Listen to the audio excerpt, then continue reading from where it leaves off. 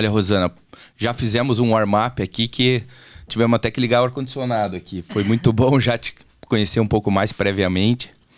E eu acho que o melhor ponto de partida pra gente, né, Duane, é a gente conhecer um pouco mais de você. A Rosana como pessoa, como mulher, como mãe, né, como esposa. Nos conta um pouco das suas origens, Rosana. Bom, eu sou brasileira, né, mas sou filha de argentinos, então eu tenho uma biculturalidade que me acompanha desde o berço, né? Me criei 8 meses do ano no Brasil e 4 meses na Argentina, na casa da avó, que eu tenho uma família enorme, um monte de tios e primos, etc. E acho que essa questão de biculturalidade me acompanhou muito durante a vida, a paixão por estar imersa em culturas diferentes. Eu me formei em administração e logo depois de formada eu fui para o meu MBA na Itália. E aí eu comecei a minha carreira, né? Minha carreira, eu sempre digo que tem 3 ciclos. Uhum. O primeiro ciclo foi como estrategista. Então, eu trabalhei na McKinsey, Monsanto, Editora Abril, e Avon, como diretora de estratégia no Brasil e diretora de estratégia na Colômbia, baseada na Colômbia para o cluster andino.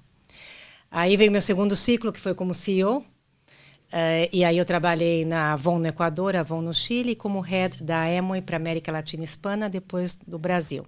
Então, acabei vivendo em muitos países, morei em 8 países, né? Itália, Suíça, na Estados Unidos, na América Latina, no Chile, na Colômbia, no Equador, Argentina e Brasil. Então, essa culturalidade me acompanha. Né? Haja passaporte, hein? Tem que ficar trocando de passaporte cada 6 meses. Teve uma época que eu tinha 4 células de identidade, sabe? Então, até brincavam comigo que eu parecia traficante, porque dependendo do lugar, sabe? Eu mostrava uma cara. Eu mostrava uma residência, né? Mas isso foi muito interessante e me ajudou muito. Eu sou hoje a tradutora na América Latina para os meus pais, que são nativos hispânicos, né? Mas cada país tem a sua gíria, as suas expressões, os seus costumes, as formas como chamam coisas diferentes. Né? E eu conheço de quase todos os países da América Latina, então acabo sendo a tradutora e mudo a forma de falar segundo o país. Se adapta, né? Me adapto.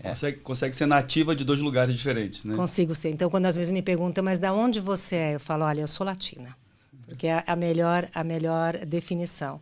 Tanto que por isso que o Ian me convidou para ser diretora de integração com a América Latina, aqui na área Brasil, né?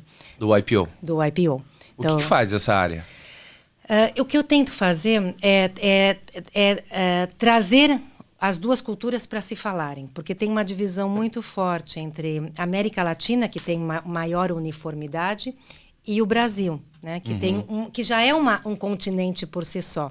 Outra língua, um continente. E a gente se basta por nós mesmos, né? Somos 1000 membros no Brasil, então a gente se basta por nós mesmos. Então, eu tenho promovido muitos eventos cross-mercados. Então, a gente está organizando um evento aqui, vamos convidar os de lá. Estão organizando um evento lá, vamos nos assegurar que daqui também vá alguém. Então, promover essa conversa. Esse intercâmbio cultural. Esse intercâmbio, essa contribuição, eu diria, mais do que intercâmbio. Rosana, a gente vai voltar depois no IPO, que a gente quer saber mais como é que você tem contribuído como uma das diretoras aqui do teu capítulo. Falando de carreira, você trilhou o início da tua carreira na área de estratégia, trabalhando na McKinsey. Né? Como é que foi essa escolha? Assim? Por que você decidiu trilhar esse caminho? O que te chamou a atenção? Fala um pouco sobre isso. Olha, eu terminei meu MBA muito nova. Eu tinha 24 anos. E me sentia que eu precisava conhecer o mercado. Então, a McKinsey, ela me deu muitas coisas que para mim foram essenciais na minha vida. O primeiro é um PhD, porque o treinamento da McKinsey é um treinamento que você leva para sempre. Te ensinam, em especial, como fazer um diagnóstico de uma situação, traçar alternativas estratégicas e fazer gestão de pessoas e projetos para implementação perfeito. estratégica. Esse é o trabalho de um CEO também. né? Por isso que, como CEO, eu acabei sendo agente de transformação, porque eu conseguia trabalhar a visão de longo prazo e estruturar essa visão em execução de curto prazo e longo prazo. Então, esse foi uma das primeiras chancelas. A segunda foi a comunicação. A gente diz que consultor fala por bullet points, eu não sei se vocês já viram isso, né? Então, sempre eu falo, bom, você tem 3 coisas, primeira, segunda, terceira. E tem até um livro que chama O Princípio da Pirâmide, que não é a pirâmide de venda direta, é a pirâmide realmente de como você começa uma comunicação e estrutura por argumentos ou é argumentativa ou agrupativa. Então, você acaba estruturando a sua forma de comunicação verbal, escrita, apresentação. Isso também ajuda muito no trabalho em geral, para você passar mensagens, convencer, etc. E, obviamente, a terceira coisa que me trouxe é um tremendo network que eu uso até hoje. A gente tem grupos e eu mantenho essa amizade que a McKinsey trouxe desde os primórdios, né? Isso na área de estratégia, depois veio o Monsanto, também sentado numa cadeira de estratégia. E aí já, do outro lado, vamos dizer assim, você saiu do papel de consultor, né, de aprender o processo metodológico, de estruturar e ajudar o outro lado a entender a mensagem que estava sendo passada, e aí passou a sentar numa cadeira dentro da empresa, olhando estratégia para um grupo. Isso. E, na verdade, era mais de um grupo, porque eu trabalhava para os Estados Unidos. E reportava aos Estados Unidos, a matriz. Éramos um grupo de 5 pessoas, cada um num continente. E a gente visitou, em um ano que eu fiquei na Monsanto, a gente visitou 11 países e desenvolveu um projeto internacional de uma cartilha para mergers and acquisitions. Opa! Com os best practices e o que deu certo, o que deu errado em cada um dos deals que a Monsanto tinha. E aí eu acabei me mudando para a Argentina, fiquei 4 meses lá, estudando empresas para aquisição. Então, como são os nomes, né? É uma cartilha para fusão e aquisição. Aí, no mundo das empresas de tecnologia, o pessoal chama de playbook. Ele desenvolveu um playbook, né? O pessoal da Vetex, por exemplo, que eu adoro, fala sobre um playbook de expansão internacional e aquisição em diversas regiões do mundo, por exemplo. Foi isso mesmo. E aqui também, eu acho que na ocasião também a gente chamava playbook, mas traduzindo para o português, né? Pois é, são as mesmas coisas. De alguma forma, a forma de lidar com aquisições e fazer expansão internacional das empresas, seja por um processo orgânico de crescimento, seja por um processo de aquisição, passa por coisas que já foram feitas no passado por outros líderes, de uma outra forma, mas acompanha ali um jeitão parecido de evolução, vamos chamar assim, né? Eu fiquei curioso aqui, Rossana, você passou pela Kellogg também. Então, a Kellogg é uma escola renomada no mundo pelo marketing. É isso? Estou enganado ou é isso mesmo? É isso mesmo. Vendas e marketing. Né? Qual que foi a tua ideia de fazer Kellogg? Por que você queria dar essa entrada em marketing, consequentemente em vendas, né? Eu estava fazendo meu MBA na Itália, na Bocconi, e aí eu me candidatei para fazer um intercâmbio em Kellogg. Então, eu passei a parte do meu mestrado foi em Kellogg. E a minha ideia era ter a visão europeia e a visão americana. E são 2 mundos totalmente diferentes, né? Então, para mim, eu também, na época, queria ir para a área de marketing. Eu fiz muitas matérias em marketing internacional e estratégia, que era o que eu gostava também. Então, o meu major lá foi marketing internacional, né, durante o MBA. E Kellogg também, obviamente, um tremendo networking e uma vida muito agradável, que você morava no campus, né? Então, Evanston é uma cidade linda, então eu curti muito a vida universitária lá. Essa riqueza do MBA realmente fica para sempre, né? E esse intercâmbio cultural marca muito também, né? Porque hoje você faz um MBA na Europa, 75% dos alunos são do mundo inteiro, né? Você faz um MBA nos Estados Unidos, 75% dos alunos são americanos. São americanos. Então você conseguiu fazer essa mescla aí que com certeza traz muita riqueza, né? Principalmente network e relacionamento. E falando um pouco então do tempo que você esteve no mercado de beleza, você trabalhou em 2 grandes companhias, fazendo um papel de expansão.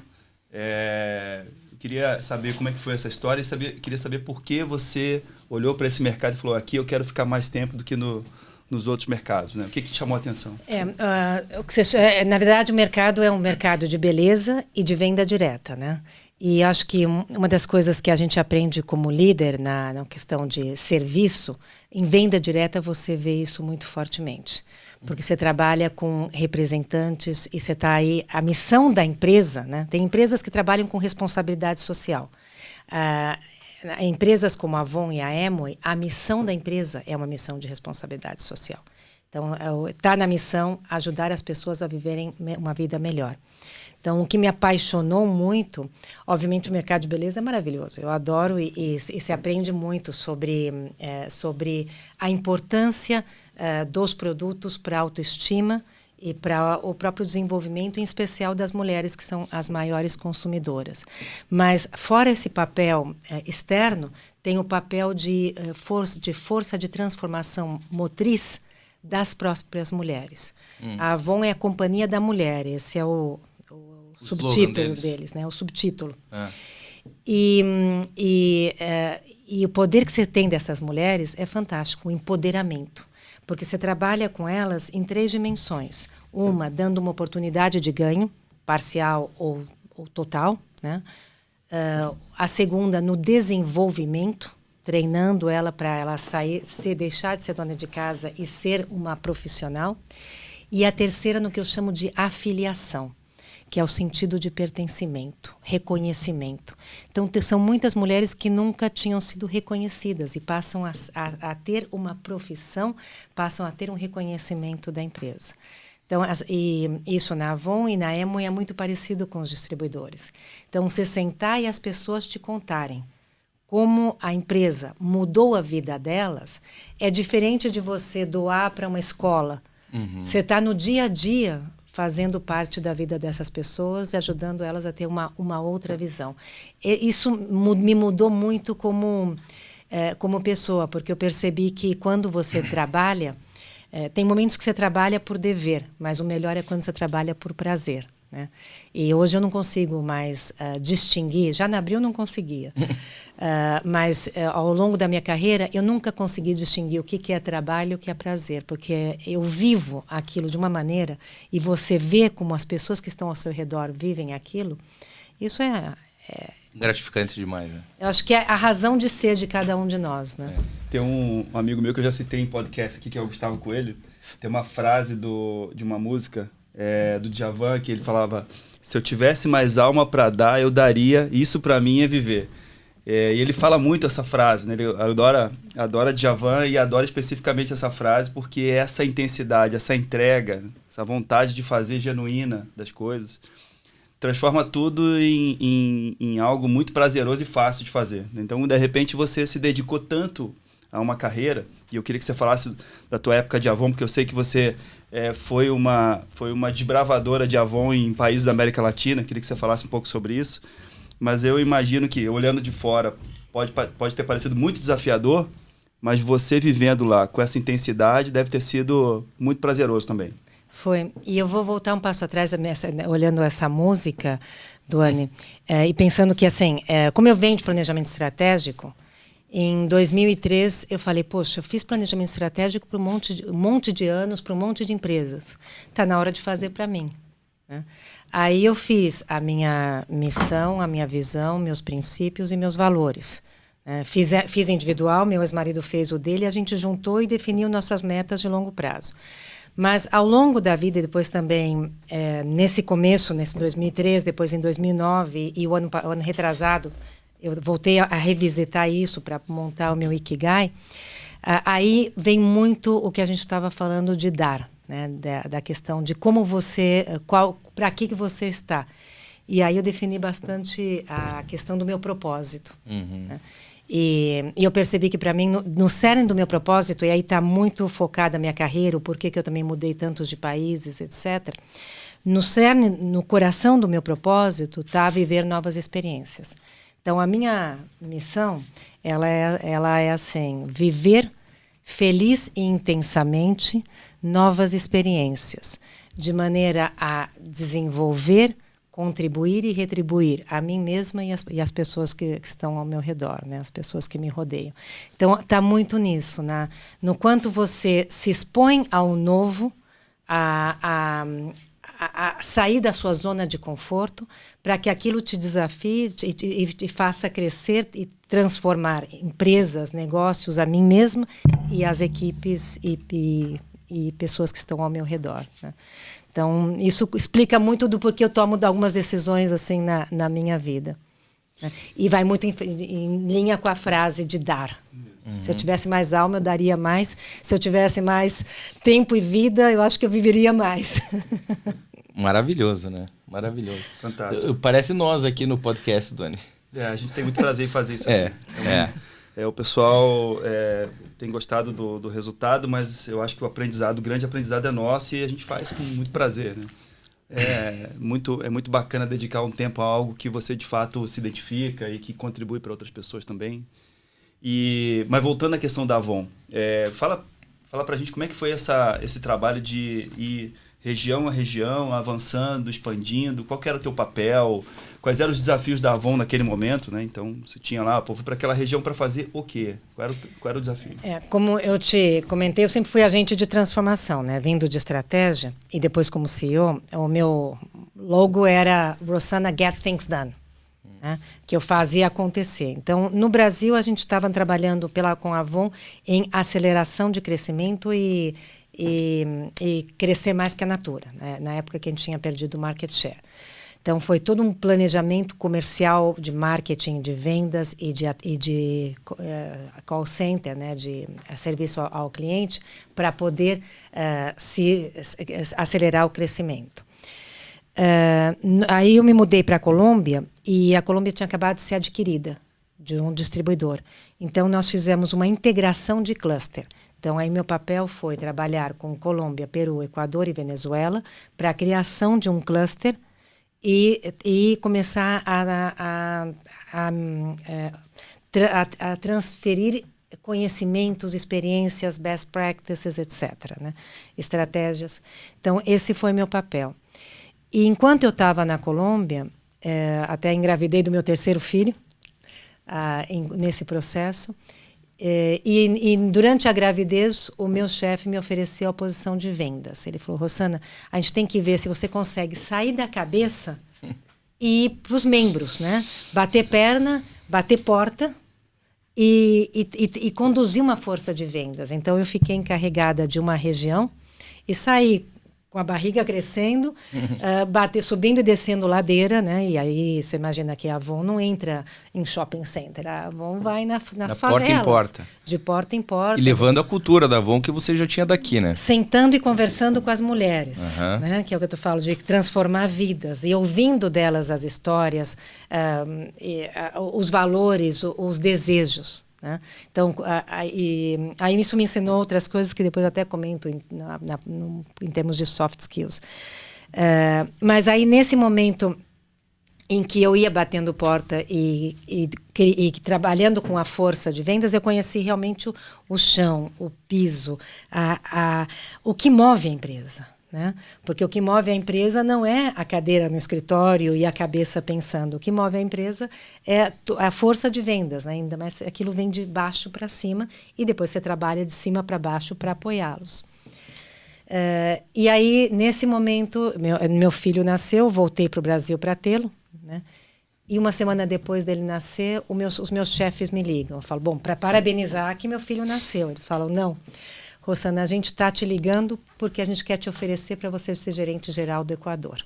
Né? Eu tive 3 filhos e 4 promoções durante as gravidezes. Em espanhol, se diz que as crianças vêm com pão debaixo do braço. E que elas trazem muita fertilidade e realização. Então, como mãe e como profissional, para mim nunca foi uma questão de ter que fazer escolhas. Você vai ser mãe ou você vai ser executiva? Sim, de conciliar. E por sorte, eu tive ambientes propícios, família apoiando, tudo, e consegui ter 3 filhos com uma carreira internacional, em que eu acabei me mudando 5 vezes em 6 anos e meio, de país. Né?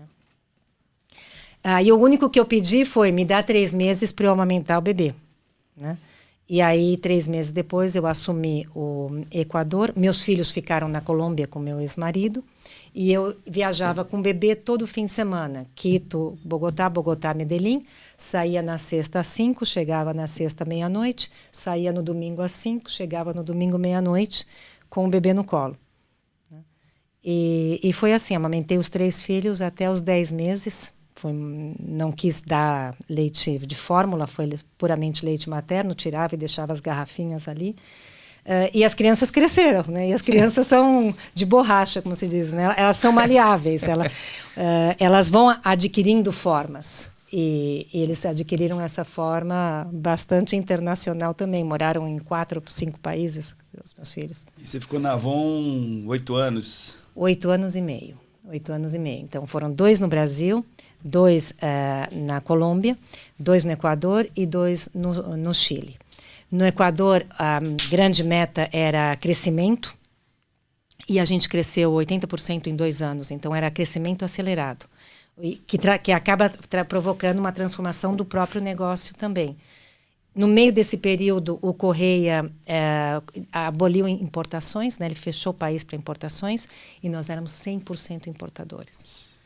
Aí vai a Verve Consultora. 2 dias depois, eu já tinha um plano de trabalho com 4 frentes. Uma, desenvolvimento de produção local. Segunda, PR, para trabalhar a força de vendas e consumidor, porque a gente teve 25% de short, né, de desabastecimento. Isso em que ano, mais ou menos? 2008, 2010. Uhum. A outra frente era de relações governamentais. Toda semana eu tinha 3 ministros, 5 secretários de governo e até o Correia, que a gente fazia reuniões para convencer, para mostrar que a gente estava investindo no país, né? Quando saíram os primeiros produtos do Equador, eu mandei para ele uma bolsinha, né, com o primeiro shampoo, primeiras fragrâncias, etc., e uma carta minha, dizendo que nós, como empresa, investíamos e acreditávamos no país, né?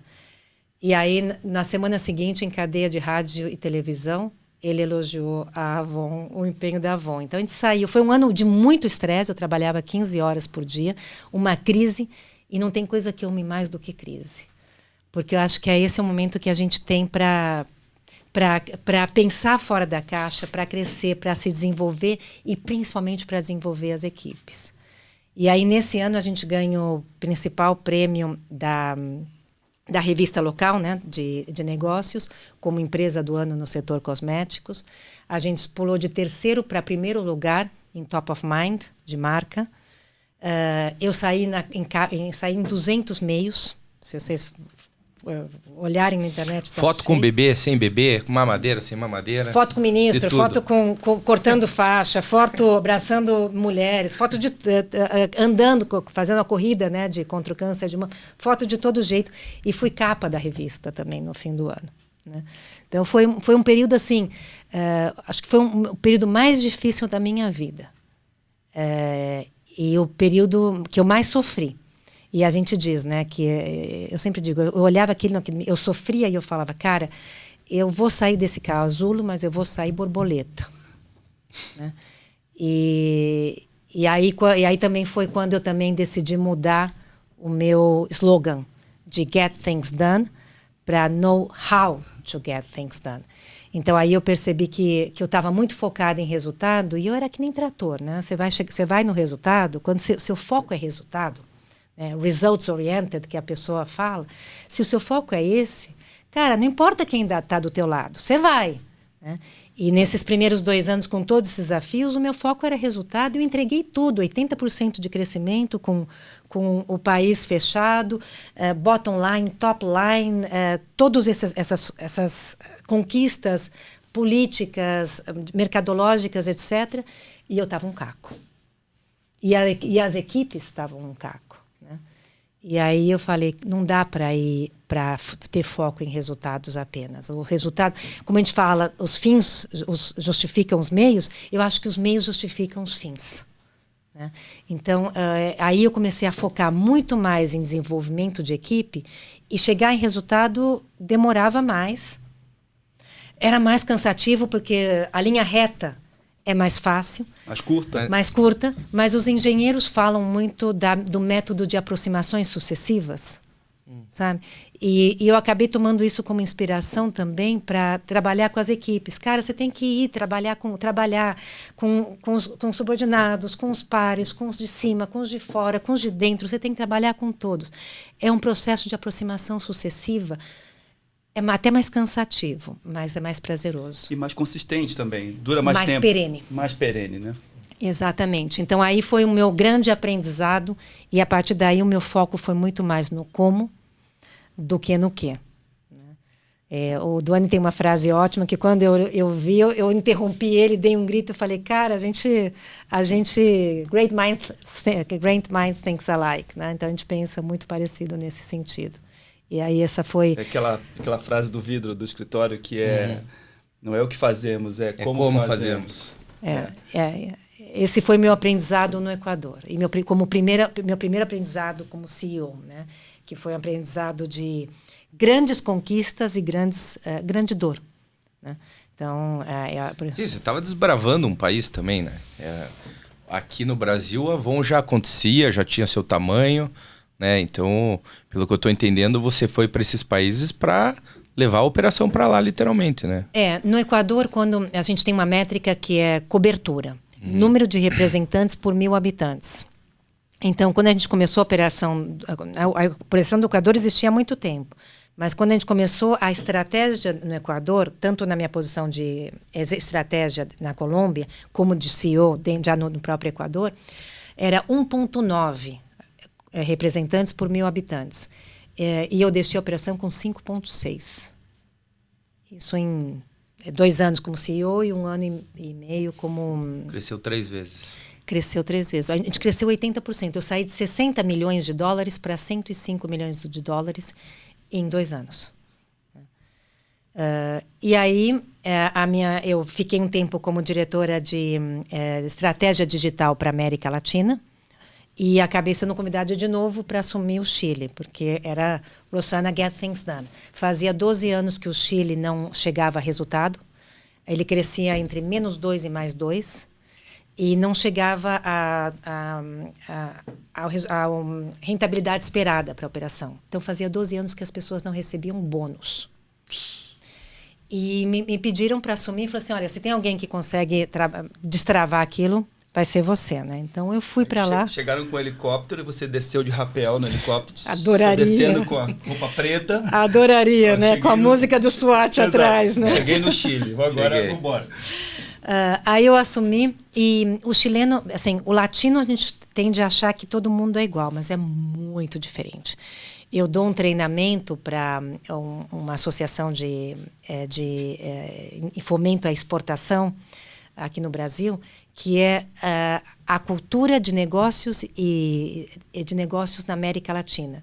E tem uma ferramenta de uma professora do INSEAD, Erin Meyer, acho que é, que ela tem um livro maravilhoso que é o Culture Map. Que é o Culture Map. Esse eu comprei, tem uma ferramenta e a gente fez o curso no IPO, o ano passado, eu fiz também esse curso no INSEAD com a Harvard. A Harvard Business School. Eu já tinha feito o curso, tinha visto aquilo, aí eu comprei a ferramenta e fiz um mapa. Mas assim, eu comprei a ferramenta para ter um embasamento, porque na verdade a ferramenta ela mostra as diferenças culturais em 8 dimensões.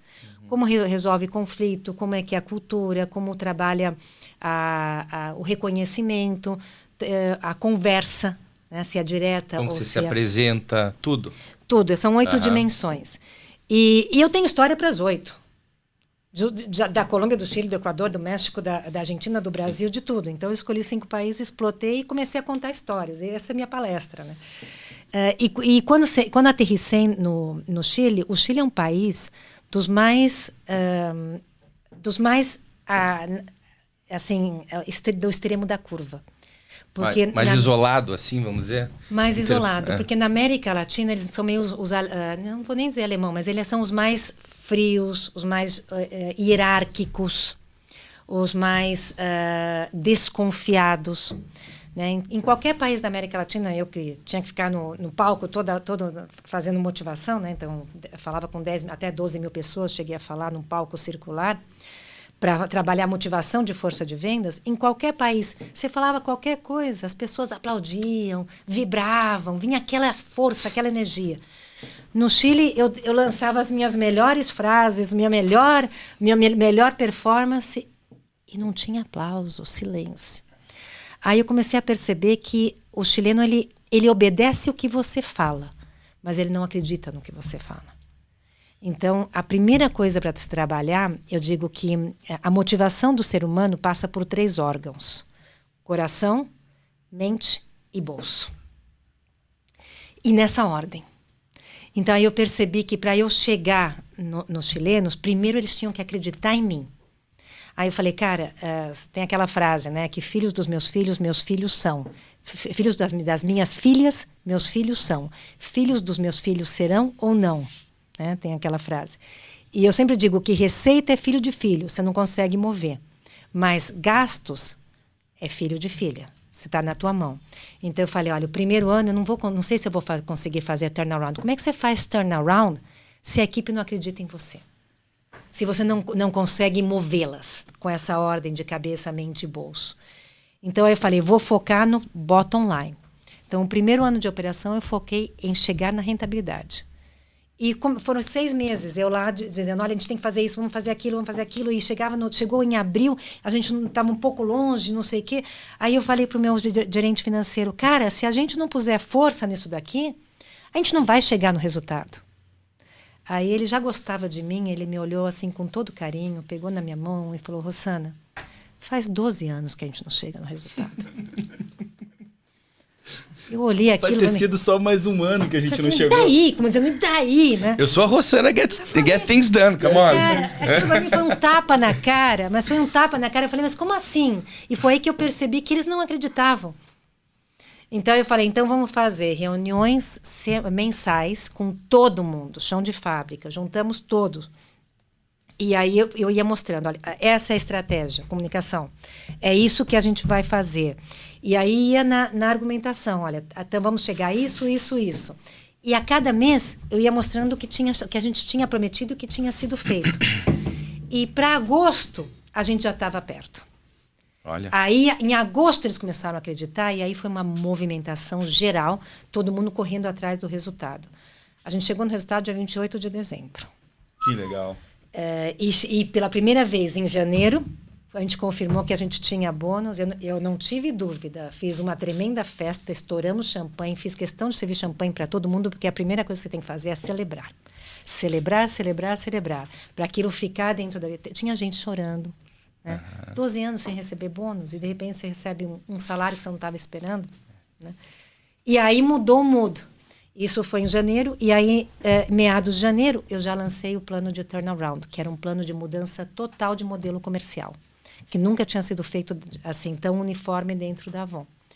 Aí também, 6 meses a gente ralou, a gente fez 2.500 horas de treinamento da equipe, segmentamos a equipe em A, B, C, com quais eram as performances de cada um, que KPIs a gente tinha que trabalhar em cada um, treinamento focado para cada uma das 120 mil revendedoras do país. 120 mil? 120 mil. Obviamente a gente trabalhava com as líderes, com as melhores, mas você tinha que segmentar.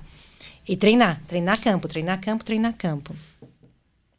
E depois de 6 meses treinando, a gente atingiu 11% de crescimento. E foram recordes de trás recordes da operação, até depois que eu já saí e deixei a operação voando. E depois, bom, aí é outra história de outras pessoas. E depois de Avon, Amway? Depois de Avon, Amway. Eu voltei ao Brasil e aí, nesse momento... eu tive a oferta de assumir a Amway, eu pedi para assumir a América Latina, porque eu falei, cara, eu já estou fora do Brasil há 6 anos, eu sou apaixonada por América Latina, e aí assumi os 11 países da América Latina, né? México, 5 países de Centro-América, Venezuela, Colômbia, Argentina, Chile e Uruguai, né? Então, esses 11 países. E também, quando eu assumi, a gente crescia entre 5% a 7%, e dos 11, só 2 eram rentáveis. Então, aí a gente trabalhou muito para estratégias comerciais e trabalhar junto da força de vendas. Porque é sempre assim, a força de vendas dizia, porque vocês e nós. vocês... Era um time para lá, outro para cá. E nós. E aí eu cheguei e falei, não dá para ser vocês e nós. Não dá para a gente chegar para a força de venda e trazer a estratégia pronta. Porque aí eles acham que a gente é top-down. Aí eu comecei a instituir uma coisa que até hoje eu faço, 10, 50 e 90. Chega com 10% da proposta, olha, a gente está pensando em ir por aqui, o que vocês acham? Uhum. E pegávamos os inputs. No 50, olha, a gente desenhou a partir dos teus inputs essa proposta. O workshop divide em 4, mete mão. Todo mundo trabalhava. E aí chegava nos 90%. Cara, mudou. Porque aí eles eram os promotores da estratégia nossa. Uhum. Não mais deles e nossa, é da estratégia geral. Construída. A estratégia construída por todos. E aí eu aprendi a minha segunda grande lição de liderança, né? Que eu chamo a liderança do pastor. Porque a gente não... e essa é uma... tem royalties, tá? É minha, tá? Mas brincadeira. Mas é que, na verdade, quando a gente estuda liderança, a gente estuda a partir do lembrar-te da guerra. E a liderança vem a partir da estrutura militar, né? E aí o que o general faz? Cata a espada, para na frente das tropas e diga, sigam-me todos! E todo mundo vai atrás. Ninguém discute. Não tem o porquê, nem o como, nem aonde, nem o quando. Ele mandou a gente ir, a gente vai. E quando você é líder de líderes, você não consegue fazer isso. Aí eu falei, bom, qual o melhor modelo de liderança? Eu falei, cara, o pastor. Porque um cara me disse, Rosana, por que você é sempre a última a falar? Por que você não senta na frente da mesa, você senta atrás? Né? Eu sentava na ponta. Eu falei, porque eu quero ver todo mundo. E aí eu me acostumei a fazer o que em inglês eu chamava leadership from behind, e eu acabei falando a liderança do pastor. Né? O que o pastor faz? Ele estabelece uma direção. E as ovelhas ou o gado, o que for, ele vai tomando os seus caminhos. Então, qual que é o seu papel como pastor? Dar a direção e trazendo as ovelhas esgarradas, né? Para garantir que estejam unidas, que estejam indo nessa direção quando alguém se desvia. Mas você não vai traçando o caminho para cada um deles. Né? E isso foi, esse método 10, 50, 90, foi essa forma de trabalhar desde trás para dar o empoderamento, não só para a minha equipe direta, mas para esses distribuidores que eram parte da equipe de vendas independente, para que eles também se tomassem a direção. E aí, o que se aprende quando você trabalha assim? Primeiro, a contribuição é de uma riqueza muito maior do que a que eu, por mais que inteligente que eu pudesse ser, sozinha pudesse trazer. Eles trazem os detalhes, né? Eles que sabem o campo, onde mora o perigo também, né? E você tem 20 cabeças pensantes. Lógico. Então, aí isso traz mais riqueza. Segundo, você traz o empoderamento. Né? E aí, então, cada um já passa a ser o porta-voz. Né? E acho que traz... E facilita a implementação.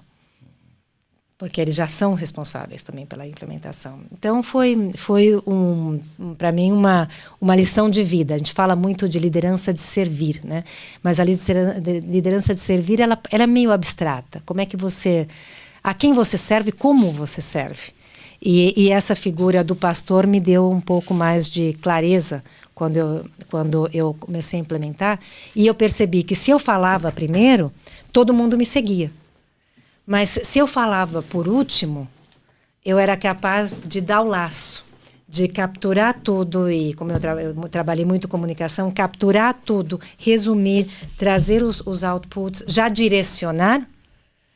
E fechar. Então, todo mundo já esperava o meu fechamento, não a minha abertura. Sandra, é muito interessante te ouvir falar sobre essas experiências, porque quando eu te conheci, a gente estava num evento do IPO e você foi ao palco falar sobre o tema que você estava liderando na ocasião. E essas características que você descreve agora, de você ter vivido em vários países diferentes, mobilizando pessoas, etc., numa fala de 5 minutos, porque foi a sua fala ali, 5 ou 10 minutos, eu observei que ali tinha uma pessoa mobilizadora, uma liderança forte, que fala com o olhar também, não só com as palavras, né, que fala com gestos, que tem presença. e isso combina muito com o que você está descrevendo agora, né? Então, essa força. E interessante também que toda essa experiência, né, de transformação de um ambiente te levou também para uma causa que é empoderamento de mulheres, né, de outras mulheres na sua carreira profissional, na sua carreira empreendedora. Queria que você falasse um pouco sobre isso também. Bom, hoje eu atuo em várias frentes, inclusive no IPO e fora do IPO, né? Eu estou no grupo de desenvolvimento de mulheres, né, de atração de diversidade de gênero para mulheres, e no grupo também de atração de diversidade de raça, para racial. Na verdade, eu sou uma grande defensora da diversidade. E eu não me considero nem feminista, nem nada. Eu acho que eu tive, na minha carreira, uma das coisas que eu aprecio muito, a liberdade de ter tomado as minhas próprias decisões, né? Seja pelo meu pai, que apesar de ser... ter o seu instinto mais machista, mais uma criação mais conservadora... sendo a primeira filha e ariana, você vai com a cabeça, né, e vai abrindo os seus caminhos. E meu pai, no final, me deu muita liberdade de acabar tomando essas decisões de morar fora, de fazer isso, de fazer aquilo. Meu próprio ex-marido, meu atual marido também é muito apoiador. Então, eu não tenho aquele ranço. E eu, como eu disse, fui promovida 4 vezes na gravidez. Então, eu não tenho ranço de dizer nós, mulheres, somos vítimas. Não. Para mim, nós somos protagonistas. E hoje, quando eu trabalho muito a causa feminina dentro de mulheres de conselho, hoje o terceiro ciclo que eu estou é em conselhos. Eu estou em vários órgãos de governança e a gente trabalha muito mulheres em conselho. A gente trabalha muito mulheres em liderança e a gente trabalha muito mulheres dentro da comunidade YPO. Então, eu trouxe muitas mulheres e apoiei muitas mulheres no processo de entrada, mesmo sem ser sponsor. Mas o que a gente fala dentro da comunidade feminina, né? Tem uma frase que diz, uma puxa a outra. Porque quando você trabalha a questão feminina, é muito complicado o crescimento da mulher na carreira, por vários motivos. Preconceito é o que as pessoas mais lidam, conversam e falam. Mas tem outros motivos, que é a zona de conforto. Você está bem, para que você vai se desafiar? Para que você precisa se desafiar? E o terceiro, que é o mais forte, que é a culpa. Né? A mulher tem a culpa desde que Eva mordeu a maçã. E às vezes eu brinco, será que não foi Adão e pôs a culpa na Eva? Né? Mas faz sentido. Mas a gente carrega essa culpa biblicamente. Né? E ninguém fala de Liliette. Você sabia que Adão casou 2 vezes? A primeira mulher de Adão chama Liliette. Ela era uma mulher libertina, livre. E ela foi meio que abolida da história. E procura, é verdade. E ela, no final, ela acabou sendo mãe dos demônios, até, porque ela era muito libertina, muito livre. Há um espírito livre. E Adão acabou com Eva, né, que era mais submissa. Então, durante a nossa trajetória, a gente carrega essa questão de como é que você vive e equilibra o balanço de você, principalmente como mãe, como pessoa e como profissional, e nessa ordem. Né? E eu imagino que os homens também devem carregar, mas para a gente esse peso é muito forte. E então, nesse momento em que você trabalha a sororidade, como é que você faz com que o peso da culpa seja mais leve? E eu tenho as minhas ferramentas, muito pragmáticas até. Eu estabeleci um scorecard para mim. Então, toda a minha carreira eu tinha que chegar em casa antes das 7, 7h30. E das 7 até as 9h30, 10 horas da noite, o meu foco era a família. Eu deixo o celular de lado. E a gente brincava, conversava, estava muito em família. Qualidade de tempo. Qualidade de tempo. Então, eu nunca tive babá, deixava na escolinha, mas à noite quem dava banho era eu, quem alimentava era eu, quem preparava a mala era eu. Então, tinha muito essa relação com as crianças. E esse foi o meu scorecard, funcionou para mim. Também, eu tenho meu scorecard que antes era fazer ginástica 3 vezes por semana, hoje é caminhar 5 vezes por semana. Então, já você estabelece algumas metas pessoais. E um cara que eu conheci uma vez, ele me disse que satisfação é uma equação matemática. Satisfação é igual resultados menos expectativas. Então, dentro dessa equação, o X são resultados. Mas você só vai ficar satisfeito, né, se você tiver as expectativas bem seteadas. A forma de se livrar da culpa é primeiro estabelecer o que te faz sentir confortável com você mesma.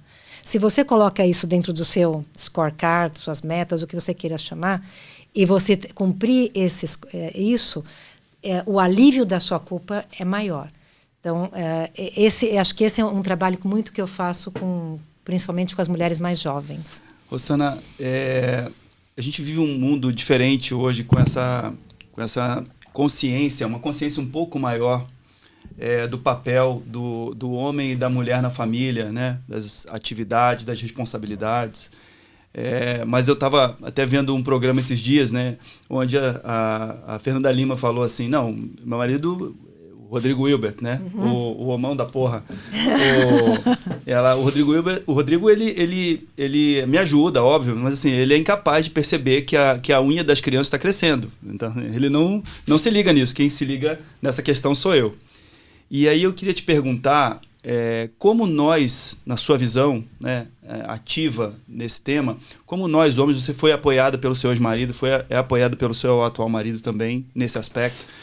O que a gente, como homem, marido, pode fazer para contribuir nessa jornada de apoiar mais as mulheres na jornada empreendedora delas? Acho que aboliu uma palavra que você usou, ajudar. Uhum. Acho que em todos os grupos femininos essa é a palavra que a gente menos gosta. Porque não é ajudar, é dividir responsabilidade, né? Então, dentro da família, cada um tem seu papel. E assumir essa responsabilidade sem hierarquia ou... né, porque você fala, o que eu preciso fazer? Sabe aquela história? O que você quer que eu faça? Quando você divide responsabilidade, você não precisa fazer essa pergunta. E acho que é esse o peso que muitas vezes, dentro de casa, desbalança um pouco as tarefas. Para responsabilidade. A gente não precisa delegar tarefas, né? Já está combinado previamente. Ou você já assume as suas. Uhum. Né? Então, assim, delegação e ajudar são coisas que são os que mais atrapalham dentro de uma família. Parando para pensar, você não faz isso na empresa, né? Você não chega na empresa perguntando, daí, o que eu preciso fazer para ajudar? Você chega lá automático. E você tem esse senso de responsabilidade. Né? Não, Rosana, muito bom tocar nesse ponto. A gente até teve aqui... nossa amiga Thaisa Kruder, que entrevistamos aqui também, uma mulher de aço também que luta aí pelo empreendedorismo das mulheres e vai muito nessa tua linha, né? Aposto que vocês dividem muitas coisas também, né? E assim, for the record aqui, 32% da nossa audiência, Duane, são de mulheres do podcast. Então veja como são temas que interessam a elas, né? E eu acho que esse tipo de comentário que você vem fazendo aqui, Rosana, é muito pertinente, porque pode ser a pedra no sapato de várias, né? E eu queria te perguntar agora, mudando um pouco já indo para o final do nosso podcast, você ocupando essas cadeiras de conselho que você nos disse que está ocupando, como é que, pós-pandemia, o que isso mudou no mindset dos conselhos? Para onde estão as empresas, o que as empresas estão focando mais, dando mais peso, mais importância. No conselho, né? Vamos falar em papel de conselheiro mesmo. Como é que você vê isso?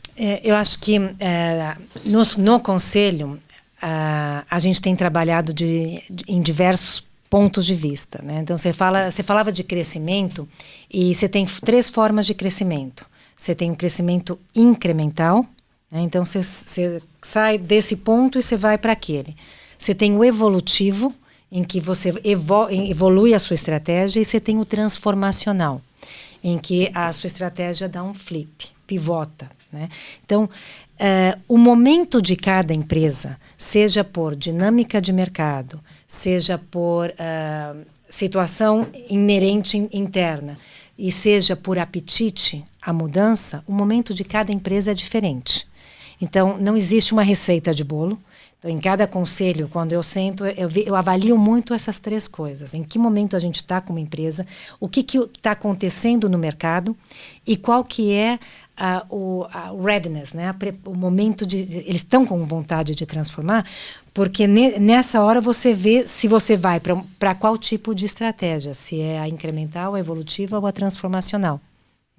Então, esse é um dos pilares muito fortes que a gente tem discutido dentro do Conselho e que é muito, muito válido também para a própria transformação digital. Eu tenho visto, eu faço parte de um conselho em que o pessoal começou a discutir ecossistema. Vamos criar um ecossistema. Eu falei, gente, a gente não está nem na fase 1. Né? Porque eu também falo que tem 4 fases que eu vivi em transformação digital. A primeira, inclusão. Você traz as pessoas para a web. E tem muitas empresas que ainda não estão nem na inclusão. Shopping center, por exemplo, não está na inclusão digital. E eu sou conselheira de um shopping, né? As lojas estão por conta própria, vamos dizer assim. Algumas, nem todas. O segundo momento é o de inteligência. Uma vez que as pessoas estão dentro, como é que você faz para aumentar a atração, retenção e produtividade dessas pessoas? O terceiro, que para mim é muito forte pela minha história, é o de social selling. Né? Porque venda direta a gente pensa no porta a porta, mas hoje venda direta permeia tudo. O que é o social selling? É você ser o promotor da marca e promover a marca. Isso é venda direta, isso é social selling. E se aplica em todas as indústrias. Então, para mim, essa terceira fase que eu trabalho muito é a parte de social selling. Como é que você faz com que a pessoa que está dentro seja quem atraia, promova e retenha e faça a produtividade da sua rede. Porque se a gente pegar os exemplos por onde você passou aqui, muito vendas, né? Foco em vendas, na Avon e na Amway. Hoje as vendas estão muito fortes por canais digitais. Então, o que está acontecendo com todas essas vendedoras que antes iam de porta a porta e agora todos os canais digitais vendem tudo, né? E você vê que a Magalu, Via Varejo, tudo foram muito na parte de social selling também. E o quarto é ecossistema. Então, obviamente, você pode pular etapas e fases, mas dentro do conselho você tem que entender se, vamos evoluir, vamos investir em ecossistema ou vamos investir na inclusão? Né? Então, acho que essa foi um dos temas que se trabalha muito em conselho. Olhar a estratégia da empresa e do ponto de vista não só de digital, mas também físico, como trabalhar essa transformação para fomentar crescimento de top line e de bottom line. A segunda coisa que se trabalha muito é a questão de ESG, né? Então, o mundo mudou. O que nos trouxe aqui não é o que nos vai levar para lá, para o futuro. E dentro desse contexto, como é que a gente trabalha a questão de diversidade, a questão de ambiente e a questão de governança? E não é para ficar na moda, não. É porque qualquer deslize fere a reputação da empresa. E a gente tem casos muito claros que ocorreram no Brasil e fora de empresas que tiveram incidentes e caíram 15%, 50% na Bolsa. Ano passado teve um. Não vou nem citar para não falar de empresas. Né? Para não cair mais. Para não fomentar. Mas isso é uma atitude muito forte. A gente sabe que a empresa, o fim maior é o lucro. Mas o fim maior é o lucro, também o meio vai justificar os fins. Né? Então, a gente tem que trabalhar o impacto na sociedade, no meio ambiente, e para fora e para dentro também. Né? A gente entrevistou aqui a Lisandra Freitas, que trabalhou em diversas marcas internacionais, e ela falava antigamente a opinião sobre a marca era muito do time de marketing da companhia. Né? Hoje a opinião sobre a marca é de todas as pessoas.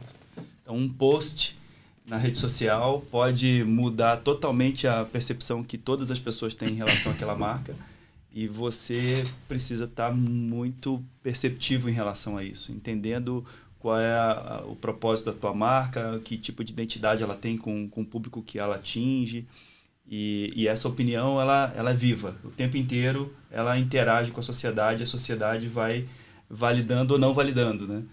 E a gente falou também sobre que a compra, né, o dinheiro, é o maior voto que você tem em relação à marca. Porque simplesmente se você não tem identificação com aquilo que está sendo feito, você deixa de comprar, deixa de consumir. Você muda para o outro lado e acabou. Né? E as marcas e as empresas precisam estar muito atentas em relação a esse movimento e ativas, né? Não adianta se esconder debaixo da árvore, tem que pôr a cara, tem que ter posicionamento, etc, né? Mas, então, enfim. Hoje eu estou em conselhos de empresas de capital aberto e fechado e público, multinacional e familiar, no setor de infraestrutura, de tecnologia, de varejo e de private equity. Então, é um leque bastante variado de empresas e setores. E as discussões, se antes eu me considerava um agente de transformação, eu somei ao agente de transformação ser agente de polinização. Porque por mais que as empresas sejam tão diversas, hoje as temáticas são muito parecidas. Como é que a gente transforma para crescer? Como é que a gente transforma para atingir novos canais? E como é que a gente transforma para ter uma reputação sustentável e perene para o futuro? Maravilhoso. Olha, Rossana, foi um prazer, né, Duane? Estamos chegando no fim aqui e a gente queria te presentear com um livro que eu tenho certeza, né, pela conversa que a gente teve com a pessoa que você é, que você vai adorar, a gente está adorando. Então, esse livro são Empresas que Curam, The Healing Companies, em inglês, despertando a consciência dos negócios para ajudar a salvar o mundo. Aqui, o Raj, um dos autores do livro, que é da Babson College, ele fala muito assim, take care of the people and the people will take care of the business. Ou seja, ele está com um lado muito assim de que as empresas podem ajudar o mundo de várias formas, mas tem que começar pelos empregados, pelos funcionários, pelos colaboradores, dando uma vida melhor, mais equilibrada para eles. Então, um guidebook, assim que eu e o Duane estamos maravilhados com isso aqui. Aliás, enquanto você falava, eu me lembrava das coisas do livro. Então, assim, você vai se identificar bastante, tenho certeza. Aí eu agradeço e eu vou criar autógrafo. Obrigado. Não, muito obrigada. Você quer deixar uma palavra para finalizar? Eu acho que, indo muito nessa linha, né, de cuidar das pessoas, tem uma pergunta que até vocês colocaram no roteiro que me fez refletir muito sobre qual era um dos meus livros favoritos. E aí eu me lembrei de um livro que todos nós lemos, eu li aos 14 anos, e me trouxe reflexões que são muito diferentes da imagem que a gente tem da pessoa e do livro, que é O Príncipe, de Maquiavel, né? Então, muitas pessoas avaliam Maquiavel como maniqueísta, manipulador. E, na verdade, nas reflexões que eu trouxe, que eu me lembro dele, o que mais ficou para mim foi a questão de influência e poder. Então, como você move as pessoas, na questão dele era governado e governantes. Quais são as ferramentas que você tem para mover pessoas, né? E eu, pessoalmente, como sou muito pragmática, durante a minha carreira, em momentos críticos, eu fiz muito matriz de influência. E olhava quem eram os decisores, os influenciadores e os impactados. E olhava o que os move, né? E você vê que as pessoas se movem por motivos diferentes. Tem aqueles que se movem pela argumentação lógica. Outros porque esperam obter ganhos ou resultados daquilo. Outros por status. Outros por amor e amizade. Outros por reconhecimento. Outros por emoção da conquista, do desenvolvimento. Então, você tem vários motivos. E a forma como você lidera e como você atinge a cada um para fazer com que as pessoas se movam a algo é completamente diferente. Então, eu planilhava essas pessoas com qual era a força motriz deles, o que eu tinha que usar como ferramenta para convencê-los e como movê-los nesse sentido. E eu lembro que uma vez tinha uma briga muito forte entre dois grupos e vieram me pedir ajuda. Eu falei, bom, são essas 5 pessoas que eu tenho que mover. Então, eu movi pela argumentação lógica. Eu falei assim, olha, eu preciso, me dê três condições para você voltar a conversar com fulano. Então, argumentação lógica, o cara era muito lógico. O segundo melhor você voltar a trabalhar junto, porque senão você não vai voltar a crescer, você não vai ter esse ganho, você não vai ter essa condição. A terceira era uma mulher, aí eu apelei para a sororidade. Nós, como mulheres, temos que influenciar. E o quarto era um paizão, aquele cavalheiro, né? E aí eu fui a donzela em perigo. Né? Falei assim, eu preciso da sua ajuda. E ele, o que você quiser, eu te ajudo. Então, assim, por mais que a gente fale, você manipula, o Maquiavel é manipulador. Não, as pessoas, elas precisam ser tratadas na linguagem delas. E aí, quando você fala novamente de liderança de servir, não é servir a vocês, é servir ao interesse do demais na forma como os demais precisam ser movidos, né? Então, muito indo por essa questão de mover as pessoas, acho que a gente não tem também uma fórmula e um caminho. São muitos os caminhos, né, para se trabalhar. Super intenso, maravilhoso. Muito obrigado, Rossana. Não, de nada. Obrigado Foi um prazer demais. estar com vocês, menina.